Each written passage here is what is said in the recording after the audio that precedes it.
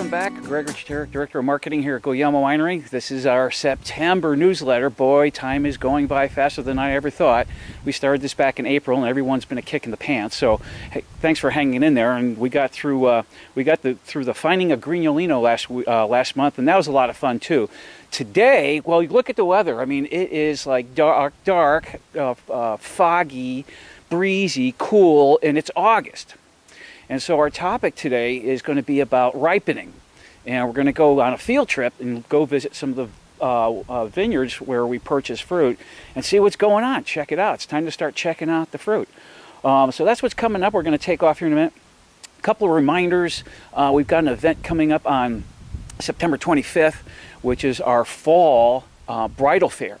And this is great for anybody that's planning a wedding, because we have obviously showcased the Villa Emile Event Center here, but we'll also have all our preferred vendors showcasing what they have to offer, videographers, caterers, etc., all that kind of stuff. And we'll have two fashion shows at the same time. So if you're planning a wedding or know somebody that is about to plan a wedding, this is the event to be at. And it's going to be a lot of fun. It's going to be some great food, and it's going to be wine tasting as well. And then October 1st and 2nd is our second passport of the year. Wineries of Santa Clara Valley. We have two passports. One's in March, one's in October 1st and 2nd. We have passports here at the winery for purchase. They're $30 a piece. And of course, a passport allows you to go to and visit the different wineries without having to pay a tasting fee. And so, as Mark Twain once said, the coldest winter I ever spent was August in San Francisco. And with that, it's off to the vineyard. Right, so here we are once again. Alan Dewitt, our winemaker. You're getting used to his face too. And like I mentioned, today it's field trip day.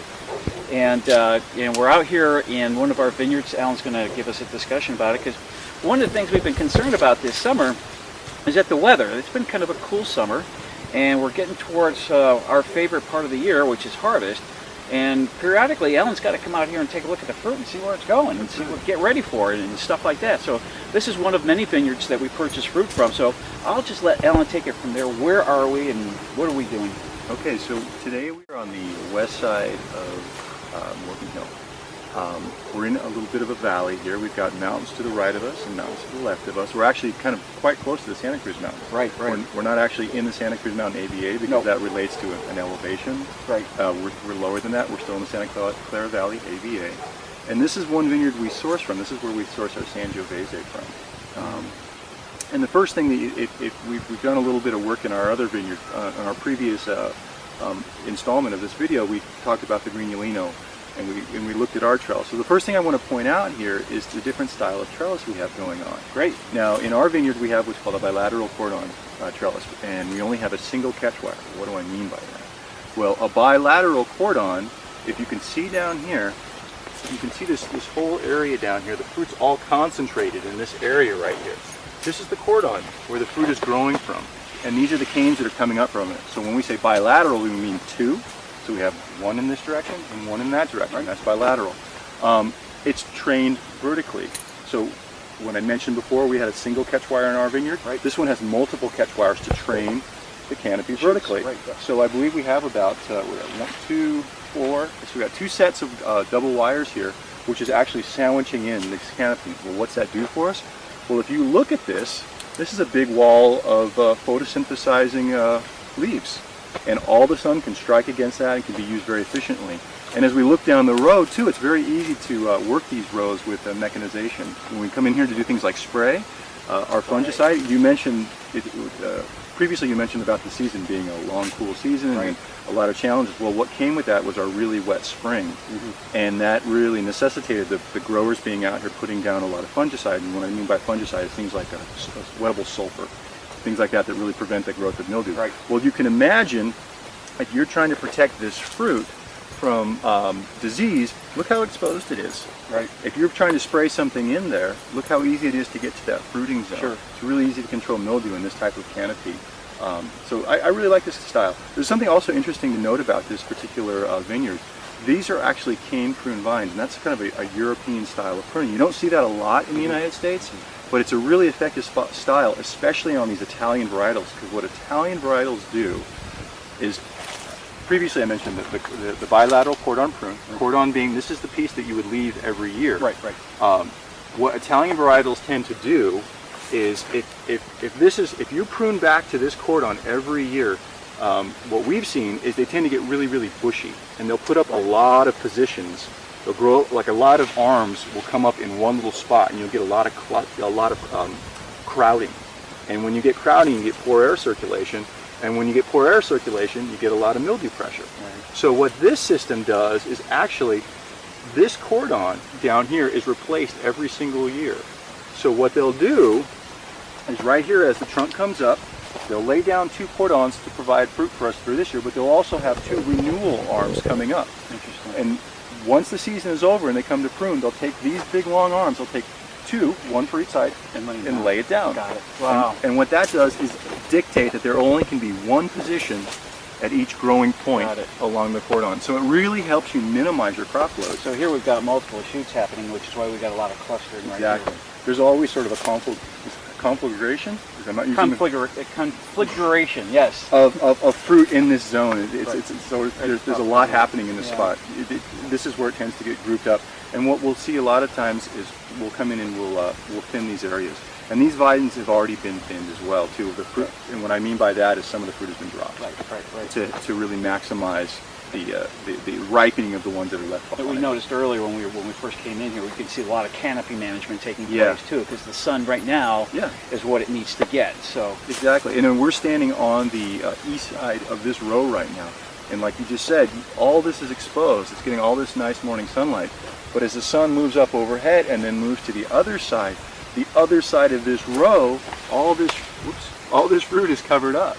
So you can't really, the sun can't get in there, because what this variety tends to do, and a lot of varieties will do, is if they get too much direct sunlight, especially in the afternoon when it's really hot, is they'll all desiccate, they'll turn into raisins. Right. Or you'll get sunburn, and then that can affect your quality. So the wine you're making later doesn't taste as well. Cool. Something to notice here too is, look at this cluster right here. Now this one has both green and red berries on it, or purple berries. So what we're doing right now is we're going through veraison, and that's a fancy term for when the grapes change from green to red. So if we taste these things right now, they're going to taste very acidic, because Sangiovese, for one, is a very acidic grape. So even when all these have changed from green to purple, they're still going to be very acidic. But right now, there's a ton of acid in these guys, because that's something that happens during ripening, is that acid level starts to drop and the sugar level starts to rise. And that's really kind of what's dictating harvest. You know, the color change, and then that shift from really acidic to really sweet and less acidic. But like I said before, Sangiovese, by its very nature, is always going to be an acidic grape. And that's true of a lot of Italian varietals like Barbera and Grignolino. They tend to be very acidic. And that's one of the things about managing this type of vineyard. We like to let this one hang a long time, because the longer we let it hang, the longer we give that acid time to respire out of the grape, and makes a more balanced wine the other end. Yeah. So talk about the seeds. The seeds, okay, so one of the things we're going to do is, as we come out to these vineyards, and every vineyard that we visit, we're tasting as we go. But you don't just get to taste it, you got to spit too. And you can look at the seeds. And what we will see is these seeds are very light in color. They're kind of yellowish green. Those aren't ripe seeds. What we want to see, and they're also kind of soft. If you squeeze them, they're a little bit soft. We want to see nice brown seeds, nice dark brown seeds. And that's going to indicate to us that those are ripe berries. So we're always looking at this. We're looking, and we're also doing it with that taste as well. We're tasting for acidity. We're tasting for sugar content. Mm-hmm. We're tasting for overall development, for maturity. So what happened? You mentioned it. As we get to this point in the season, we start coming out and looking. We're going to start coming out more and more frequently, and then the weather is really going to start to get interesting too, because what we saw last year is we had a really mild summer, much like we're having now. But then October hit. Oh yeah. And we had 4 days of some really hot weather. Right. And this particular variety weathered it quite well, but we also take some from Barbera from this property, and the Barbera was just 50% loss. Wow. Just gone. The just sun like shriveled that. up. Oh gee. And you try to anticipate these spikes, and you try to keep enough moisture in the soil that the vine has something to draw from as this heat hits. but you can't always get on top of it, and sometimes the vines just can't get through it. Right. So, and that, unfortunately, that's what we saw with the Barbera in 2010, is we have about a 50% loss. Yeah, I remember last year too that there was a lot of fruit coming in all at the same time. Yeah. I mean, those trucks were pulling in and dropping into that huge distemper, and whoa, it was almost like every day there was fruit coming in. So yeah. When at the end of the season, when you get those temperature spikes, things can move like that. And this, what we're seeing this year, I mean, we're almost September. We're at what, 2 days away from September? Typically, we've started harvesting our vineyard, and I have to say, we usually come in before everyone else does. But we're only 6 miles away, 4 miles away from the Guglielmo property, and we're probably at roughly the same elevation, maybe slightly higher. This vineyard doesn't come in until towards the end of October. A lot of times Guglielmo will come in maybe the second week of September, third week of September. But being that it has been such a cool year this year, everybody's behind. Maybe 2, 3, 4 weeks behind.